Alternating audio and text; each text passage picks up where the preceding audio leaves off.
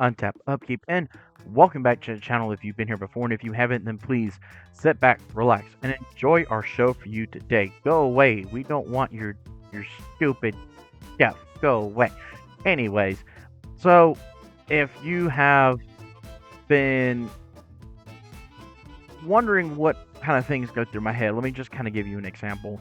So I'm sitting here going through my Dragon's Horde of cards that I've been playing for over 20 years, so I've got quite the big stockpile. You probably can see some of it sitting over there, actually, and I've got some sitting over here on my desk, and man, I wish these notifications for all the computer stuff would go away. I'm busy. Go away.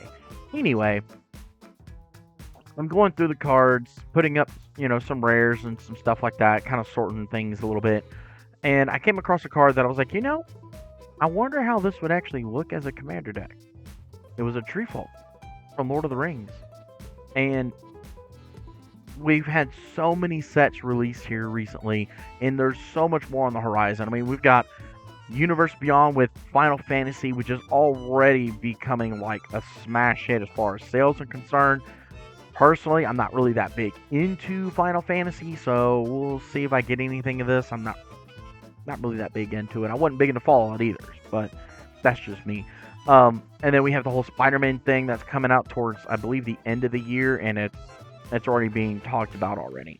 So, unfortunately, that means like Tarkir Dragonstorm, which literally just got released, a couple of weeks ago, is already being like swept underneath the rug, which is fine. That's more dragons for me.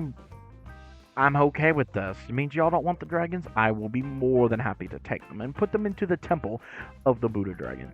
So, you're probably sitting there going, what in the world are you talking about? And what does this have to do with your video today? Well, let me show you. So, for today, we are going to dive and take a look into a wonderful tree folk known as Fangorn Tree Shepherd. So with Fangorn here, we have a monstrous 4 mana cost with 3 green pips, making a whopping 7 mana for a 4/10 Tree Folk that has the following abilities. Tree Folk you control have Vigilance, so they can still block. Great. Whenever one or more Tree Folk you control attack, add twice that much green mana, and you don't lose unspent green mana as steps and phases end. This can get pretty wacky if you don't do like I did, where everything is, you guessed it, on a budget. So if you actually are staring at your screen right now, you will see this deck is a whopping $26.17. Ladies and gentlemen, boys and girls, children of all ages, non-binary people, I've done it again. Another budget deck that is probably in the tier 1 to tier 2 list, really.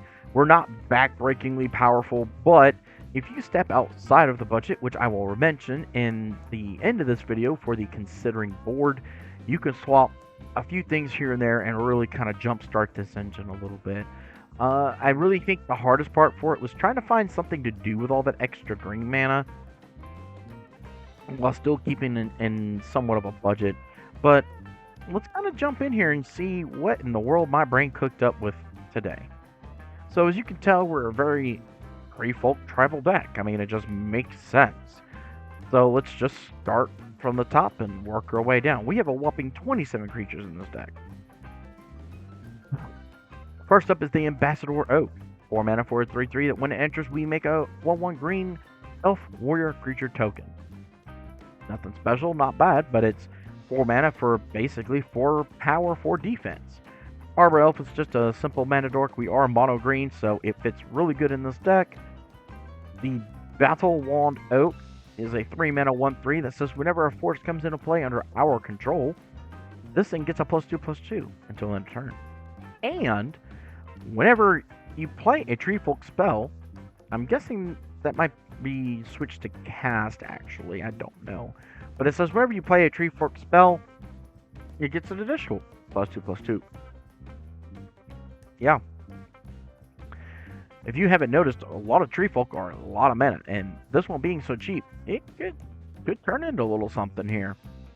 I wish it had Trample, And I don't remember if I actually put away in here to give a lot of our stuff trample, but it could force people to block. I mean, that could be kind of scary. We have the Bosk Banneret.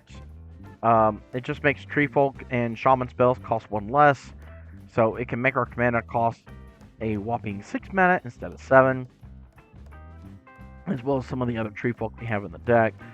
Cloud Crown Oak, just a 4 mana 3/4 with reach to stop all the flying dragons that are around right now. Dungrove Elder, first of all, it has hexproof, so nobody can target it by your opponents. So they can't, like, just go for the throat of this thing and get rid of it. And at 3 mana, it's a star, meaning its power and toughness are each equal to the number of forests you control. So as long as you have forests on the battlefield, this thing has power. Now, if somebody was a little sick and sadistic, like maybe I am, they might play something horrible like Armageddon and board wipe your lands, and then this thing dies a state-based action unless there's a way to affect that. Oops. Next up is Colonian Twin Grove. I really have always just digged this card, and I don't know why, but it's kind of the same thing. Power, toughness, each equal to the number of force you control, but that's not all. Because when it enters and puts into the battlefield, it doesn't have to be a cast. It's whenever it enters, you make a copy of it, basically.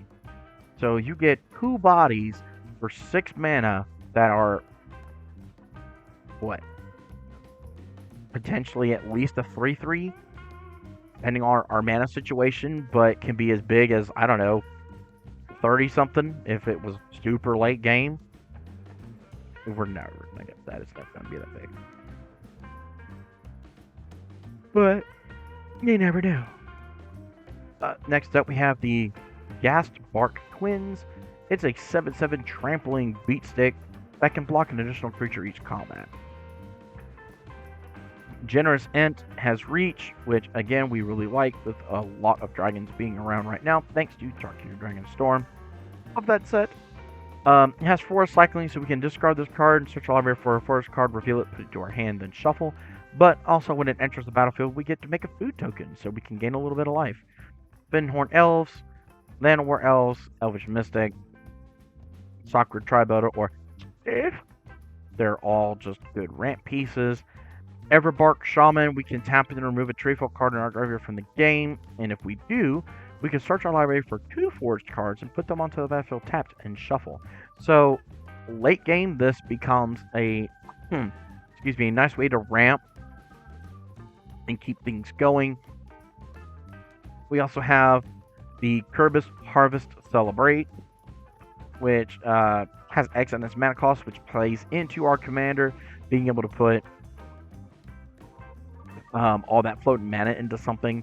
So it enters the battlefield with a number of 1/1 counters on equal to the amount of mana spent to cast it. So if we had, I don't know, 6 or 7 floating green mana on our commander, essentially, then this thing gets 6 or 7 counters on it.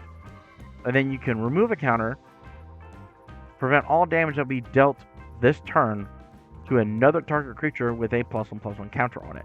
So essentially you can remove a counter and save it from combat. Ideally, it's really in here just because it's a way to sink a bunch of mana into something and just do dumb things. We have the Nemeta Grove Guardian. Sacrifice a Saproling. Saprolings you control get +1/+1 until end of turn. We don't really care too much about that. What we do care about is we can pay 2 and a green and make a 1/1 green Saproling creature token. So we can keep making out a body here and there. It's just a nice way to have some sink for any floating mana we should or should not have. The Orchard Warden, whenever another Treefolk... Oh lord, y'all are yawning on me again. Man! No, it's actually what happens when you don't breathe through your nose properly. You're not able to get air, and then when you don't breathe through your nose properly, you yawn. Why? I don't know, but singers are taught to do this as well. I am no singer, and I don't know for sure if this is an actual fact, but that is what I've heard. Anyways, back to what we were talking about. Whenever another Treefolk creature comes into play under your control, you may gain life equal to that creature's toughness. So, for 6 mana, it comes out before our commander. Our commander is a whopping 4/10. We can play the commander the next turn and gain 10 life and sustain ourselves. Our mana cost is really high overall. Tree Folk costs a lot of mana, so we need a way to get some life back. Quick Beam up. Wow, that fried my brain. Quick Beam Upstart Ent. Do not say that way too fast. And it kind of looks like a overly grown Groot. Like, I see Groot. Like, y'all see that, right? Right? Look like Groot. Anyways, for 6 mana, we get a whopping 5/6. Whenever it or another tree folk enters the battlefield under your control, up to 2 target creatures each get +2/+2 and gain trample until end of turn. So there you go. We have a way to make the star powered creatures have trample, which could mean something, as well as the wand tree folk up there. So we might have a little something going on there. Rootless You, whenever it dies, search your library for a creature card with power or toughness 6 or greater, reveal it, put it in your hand, shuffle. Wicker Bow Elder. This doesn't sound right. Whatever. 4 mana for a 4/4. When it enters the battlefield, it has a -1/-1 counter on it. Then we can pay green, remove that counter, and blow up either an artifact or enchantment. Warden of the Woods has Vigilance as a 5/7, and whenever it becomes target of a spell or ability input controls, we may draw a card.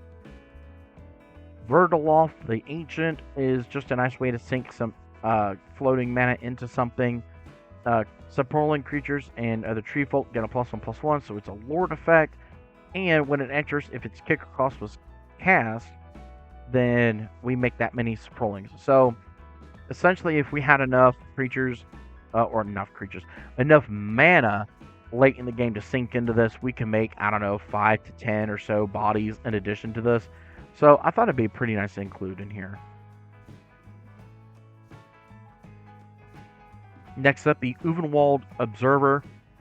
Whenever other creature with toughness 4 or greater dies, draw a card. So if somebody are trying to snipe and, well, cut down our Fern Gully Forest, for all you millennial lovers out there like myself, then we're able to draw cards as they continue to cut down the forest. Seed Guide Ash, when it's put into a graveyard from play, you may search your library for up to 3 forest cards, put them onto the battlefield tapped. So it's a little bit over my $1 restriction, but I thought it'd be nice to add it in here. I mean, it's a tree folk that fits our overall theme, and the fact that if it dies with like the Uvenwald Observer out, we're able to draw a card and go find more mana. I can make a little bit of a bend for that. The Wildwood Mentor. Whenever a token enters the battlefield under your control, put a 1 counter on this creature. And whenever this creature attacks, another target attacking creature gets +X/+X until end of turn, where X is this creature's power. We don't make a whole lot of tokens, so it's not. I don't think it's going to be that big, but it's a 3-drop tree folk that just kind of serves our wacky, fanky build here. The Woodfall Primus, whenever it enters, destroy target non-creature permanent, and it has Persist, meaning it will come back from the graveyard if it ever dies, with a -1/-1 counter on it. It has Trample as well, so it is a nice include in something like this. Eudora Grave Gardener. Whenever another non-token creature you control dies, you may return it to the battlefield face down under its owner's control. It's still a forest. So this is just a nice way to keep ramping a little bit and keep our game plan going of we're just going to play Big Dumb Tree Folk and hit you in the face with trees. Game plan for this deck is super, super simple. We just want to attack with Big Dumb Tree Folk. That's it. That's all we're trying to do. We don't really care about controlling the board or anything like that. We're just hitting you with Tree Folk.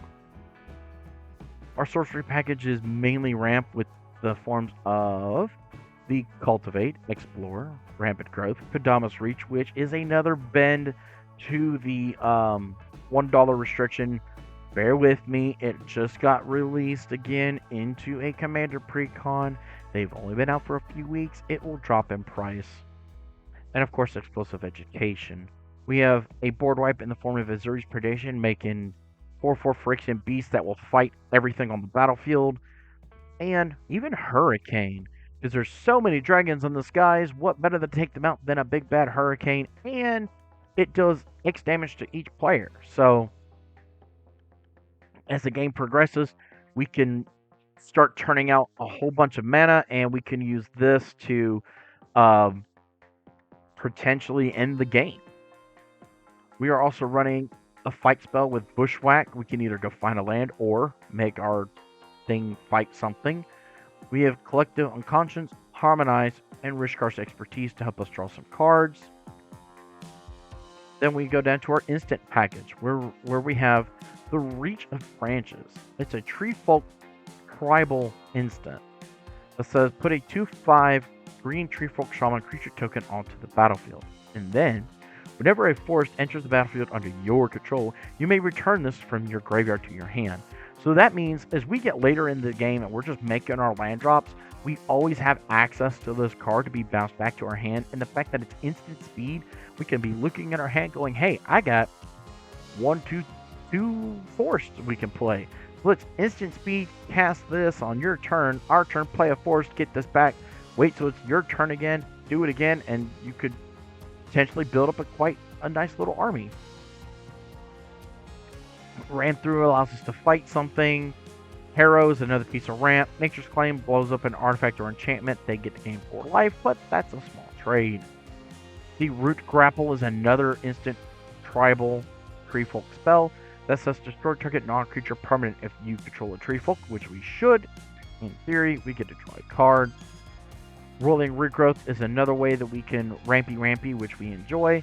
I even included a 1 random fog in here just to be like, no, we're not taking damage. We're not doing that today. No. No combat damage, please. No. Feast Within allows us to blow up something that is a non-land. Well, it just says target permanent, so yeah, it can blow up anything it wants to. And we have Return to Nature to blow up an artifact, an enchantment, or if somebody's trying to do some real shenanigans with Graveyard, we can snipe it and get it out of there. Yes, I enjoy having silver bullets for things like that. I think it's hilarious. Return of the Wild Speaker can either make our stuff really, really big, or we can draw cards equal to the biggest thing we have on the battlefield, as long as it's not a human. The artifact package is going to look different, because we are very, very focused on ramping out lands and just keeping our plan going. But we are running the Swiftfoot Boots, a Mind Stone, and a Soul Ring for our ramp. Well, not really even ramp, just for some pretty basic artifact package. Seer Sundial, whenever a land enters, we could pay 2 if we do draw a card. Life Crasher's Bestiary is a 3-mana artifact that says at the beginning of your upkeep, scry a card. So we like that. We can try to fix our deck a little bit, go, hey, we don't need another Tree Folk. We need, something to deal with this. And then it says whenever you cast a creature spell, you may pay a green if you do draw a card. Pardon me. Brainstorm on the artifact, basically. This is called Brainstone. So for 1 mana, we get to play it, and then for the next turn, or 5 turns, or 8 turns later, whatever it is, for as long as we have it, we can pay 2, sack it, draw 3, and then put 2 back from our hand onto the top of our deck. So it's Brainstorm the artifact, and it's really handy for decks like this that don't have access to that because we're not part blue. Next up, our final artifact piece is Arcane Encyclopedia, 3 mana, and then we can tap 3, draw a card. Pretty basic. Not really special to see there. Our enchantment package is quite interesting as well. Colossal Majesty, we could at the beginning of our upkeep draw a card if we control a creature with power 4 or greater, which we should. Garruk's Uprising. I was that smart. Look at me go. This gives every one of our creatures trample, and when it comes into play, draw a card if we have something power 4 or greater. And then every time we cast something with power 4 or greater, draw a card. Hunter's Talent is a nice budget-friendly version of some card draw in mono green, especially when you're playing a lot of bigger creatures that can trigger this. So when it enters the battlefield, target creature you control deals damage equal to its power to target creature you don't control. And then it says whenever you attack, target attacking creature gets +1/+0 and gains trample into a turn. For 2 mana, we can level up to level 2. And that's really, really handy because as you go up in the levels, you don't lose the first ability. So we still have the first ability, which really doesn't matter because it's an interest battlefield ability. But when we go from level 2 to level 3, we still get level 2's effect as well. And then you've got like our star creatures, for instance. We have a way to give them trample, and we're able to punch through even for another point of damage. But if you go up to level 3 for 4 mana, at the beginning of your end step, if you control a creature with power 4 or greater, we get to draw a card. So we're kind of, our first handful of enchantments are drawing some cards because we have to keep the flow going. We are on a budget. Then we have Canada's Transformation. It draws a card when we have it enter the battlefield, and it makes something a 3/3 elk with no abilities. Pretty simple. Dignify kind of does the same thing, only the enchanted creature is a tree folk with base power toughness 0, 4, and loses all abilities. And finally, we have the Sylvan Anthem. Double green for a enchantment that reads, green creatures you control get a +1/+1. And then, whenever a green creature enters the battlefield under your control, cry. So we're able to chain together some scries and kind of fix the deck a little bit based on what we need in the state of the game. We also have our basic land package. Really is pretty basic. 34 Forest, a Terramorphic Expanse, and Evolving Wilds to help us shuffle, as well as a Blighted Woodland. The theory, if you've never heard this before, okay, let me explain. And maybe it'll make sense as to why I put these even in monocolor decks. So the theory is you're deck thinning. By doing something like a Terramorphic or Evolving or even a Blighted Woodland, you're in theory pulling out a land that you more than likely otherwise would have drawn naturally at some point in the deck. So the theory is you are deck thinning by saying, well, I can't get a land potentially because I just got it out of the deck. So your probability of hitting another land when you don't need it is going to be very low when you have a lot of what we call fetch lands in your deck. I haven't seen where that's actually 100% helpful, but maybe it is. I don't know. The last thing we have is the Arch of Orzaka. Basically, it has a send, so we check at any point in time, at all point in times, if we have 10 or more permanents. If we do, we become, as Olivia and several others have said, #blessed, meaning we have the city's blessing, and once you have the city's blessing, you cannot lose it. It doesn't matter if I go all the way down to 1 or even 0 permanents, I still have the city's blessing, and you can still bow down to your king. Then for 5 mana, we could tap it to draw a card, activate only if we have the city's blessing. It's a very steep cost, but we're on budget green, so we had to have something to do. Something is better than nothing. We don't run tutors. We don't have the big splashy green spells to draw a bunch of cards or interact. We are super, super budget friendly. We are really, really janky, and it looks really, really fun. It's just good old-fashioned battle cruiser, mono green smash kind of thing. And you could take it in a multitude of directions. I mean, you could, I rearrange here. I mean, you could do something like, Triumph of the Hordes if you wanted to give them all trample infect, and you could make them, what's that called? Assault formation. So now they deal damage equal to their toughness. So you have a wide variety of things you could do to upgrade this deck and do some really, really nasty things. Now, we're going to scroll back down because I actually want to show you the mana curve real quick before we get into the, well, you could say, honorable mentions, if you will, if they weren't so expensive money-wise. As you can see, our curve is kind of wonky. We're not like most of the other decks I've shown or built where we go at a steady climb from 1 to 2 to 3, possibly 4, and then start right back down. We are a 1 mana, 2 mana, 3, 4, 5, 6, 7, 8. So we kind of almost do like a sound wave, I guess, if that makes any sense. And it's okay. We're running a lot of basic lands. We're running a lot of lands in general at 38. I normally don't run that many lands, but seeing how this is a budget deck and that it has a lot of potential for somebody out there, anybody watching, to be able to build this deck and just do dumb things. Do it. Let me know how it works. I don't know. Now let's get down to our considering, shall we? Considering is the following. We have a Beast Whisperer, to whenever we cast a spell that's a creature, we get to draw a card. Dauntless Door Bark. Power effects are each equal to the number of forests you control plus the number of tree folks. This thing gets ridiculously huge. And then it has trample as long as you control another tree folk. Oh my goodness. Ladies and gentlemen, boys and girls, children of all ages, non-binary folk, that means this thing gets huge and deals damage. So, and then it would have trample. I mean, this could be pretty game-ending at the right time. Leaf-Crowned Elder has Kinship, which is an old mechanic from Morningtide. It says at the beginning of your upkeep, you may look at the top card of your library.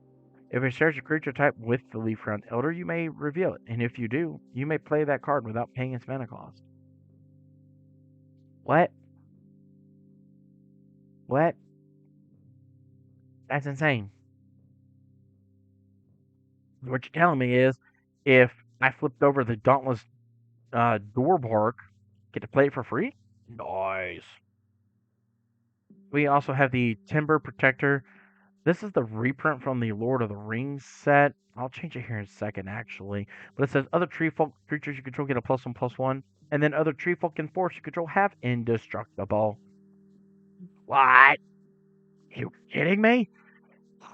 That means your board wipes are just, no, they're sad, dirty poo-poo. Poo-poo on your board wipes. Oh, no. Then we have Treefolk Harbinger, which, ironically enough, can go find this big dumb idiot. So it comes into play. You may search the library for a Treefolk or Forest card, reveal it, then shuffle your library and put it on top. So you can actually use this to go find the Protector and just be like, bam, my stuff is indestructible now. What's up? The Harbinger is being suggested a lot thanks to the new Baitor that's out. Either one of them. I don't run it in my Baitor deck. I don't think it's necessary in that deck. For some people, it might be. I mean, it goes to find Doran and makes things a little bit easier, but I don't think you need to. That's just my 2 cents, though. Up next, we have our artifact package, which everybody should have seen this coming. The Great Henge. Whenever you cast a creature spell, draw a card, gain 2 life, and then draw a card, put a 1 counter, and then you can tap it, add double green, and gain 2 life. Pretty nice. Next up, there's Mind's Eye, which I thought would be an amazing include for this deck. So, if all your I apparently cannot talk today. So apparently, if all of your tree folk have vigilance, and we swing, and our commander's out, so now they have vigilance and might have trample or whatever, we're gonna get a whole bunch of green mana. And the idea would be use that floating green mana because it doesn't go away as steps and phases go through. Then we're essentially able to start drawing some cards, and I think that would be a nice thing to have happen. Unless I'm misreading the card. Let's go up and double check that. You don't lose unspent mana as steps and phases end. Pretty sure it works that way. I could be wrong. Let me know in the comments if I'm wrong. If I'm correct, then I'm a masterful deck builder, and this draws us a whole bunch of cards because every time our opponent's drawing a card, we're able to pay green mana from our floating mana pool and draw cards with them too. If I'm not correct, well then, don't add this card, and apparently I'm an idiot and don't know what the heck I'm talking about. Oh no! We have the Heroic Intervention, of course, to be able to protect all of our stuff. You can also use Smuggler's Surprise as well to protect our board, which half of one dozen of another. Of course, I had to mention this. Last March of the Ents. It's a wonderful 8 mana sorcery that says it cannot be countered. You're going to draw cards equal to the toughness, the greatest toughness among creatures you control, but any number of creature cards from them onto the battlefield. So, this is a nice way to draw a massive amount of cards think about this. If our commander's out, we're drawing at least 10 cards. And then we're dropping a whole bunch of permanents onto the battlefield that are just going to have fun with our opponents. So it had to be included in this deck, and I think it's an amazing include. But again, it's outside of budget by, what is it, $23 or so? Heck, almost basically $24 at that point. And they're kind of hard to get by. But if you do get one, you want to build this deck. That's definitely an upgrade I would throw into the deck. Our enchantment package is pretty basic as well. More card draw with Guardian Project, Tribute to the World Tree, and a Beanstalk. A lot of our stuff is mana value 5 or greater, so we're going to be consistently drawing from the Beanstalk. Tribute is anytime something with power 3 or less enters, put 2 on counter on it. And then if it has power 3 or greater, we're able to draw a card. So I like this. And of course, our final piece is the Guardian Project, which is just a simple way in Commander to draw a whole bunch of cards because we don't normally build decks that have multiple creatures of the same name and type in the deck. So we could potentially draw quite a bit of cards with this card. But that is it. That is all I have for you all today. Is a deck list on trees that are coming alive from the forest and are ready to hurt you because you're disrespecting the forest. What do you think? Is this something you might build? Is this something you might build and use for somebody that is fairly new to the game? It probably wouldn't be a bad idea. Trying to think. I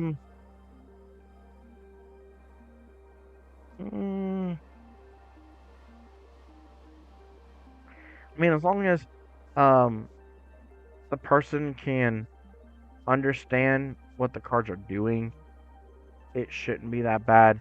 If the person is younger, like 6, to 10, you might have to help them a little bit.